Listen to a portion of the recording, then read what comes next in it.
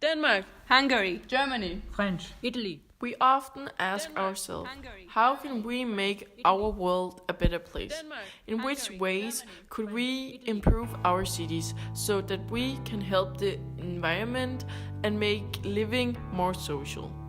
The following movie will show our version of open spaces in our future city and what we value the most.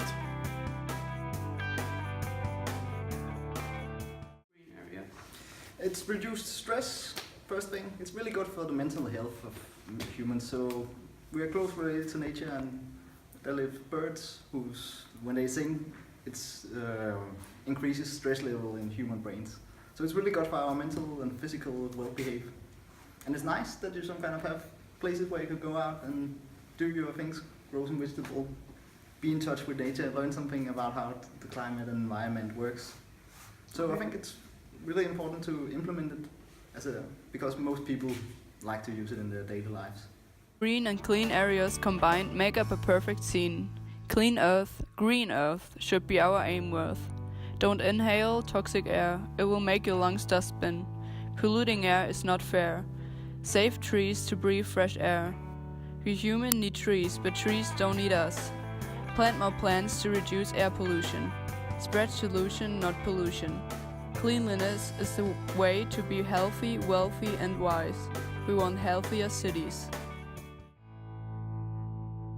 Eco-friendly industrialization, transport like electric cars, public transport or bikes.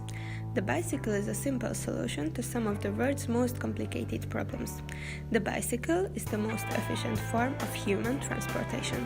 It can combat climate change, ease urban congestions, and build human fitness.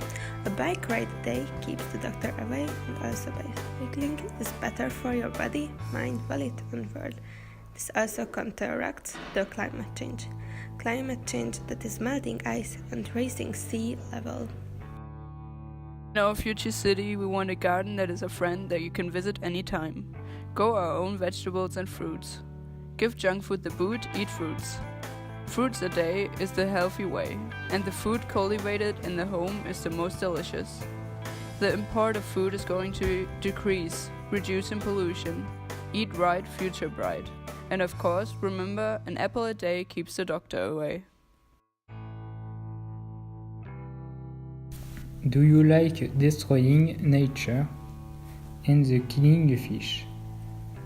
When continues to use plastic and keep throwing your bottle in the sea? Do you like poisoning yourself by eating the fish you poison? Is it so hard to leave the lid of the trash? You would rather lose your life than use 10 minutes to do recycling. No, we don't think so. We can all do little things and make our planet great again. We want our city to be clean and recycled. And the open spaces are really important for social life. If you live in the city, then you have there's an architect called Jan Gehl. He said that if you live on the countryside, the opportunities to meet new people is quite low. But if you live in the city, you have the opportunity. You can be lonely, but you have the opportunity to meet people. So therefore, the public and open spaces are really important. It's where you socialize, it's where you do things that are not work-related. It's where you chill off, and it's where you can do things you are not able to do at home. So it could be skating, it could be hearing music, sunbathing, things like that. So if you live in a small apartment, it's nice to have some places that you can do all these things. And it's usually the things that are conflicts. If you live in the city, but like to have a little garden, but then if you have to move out of the city, it's not nice because it's where all the workplaces and jobs and stuff like that is. So therefore, it's really important to add these small features because they make people's everyday life much better. Social areas. We want to meet new people. We want to have a place to meet new people. A place to hang out with our friends. An open space where we feel safe and therefore are more open to meet new people, to feel like being a part of something. Because a place where people have fun, more people will join and hang out. It will bring generations together and people will feel more safer by looking after each other and be there for each other. More parks and more focus on parks. That's why we want social areas in our city. We want to meet new people and have a place where everyone feels welcome.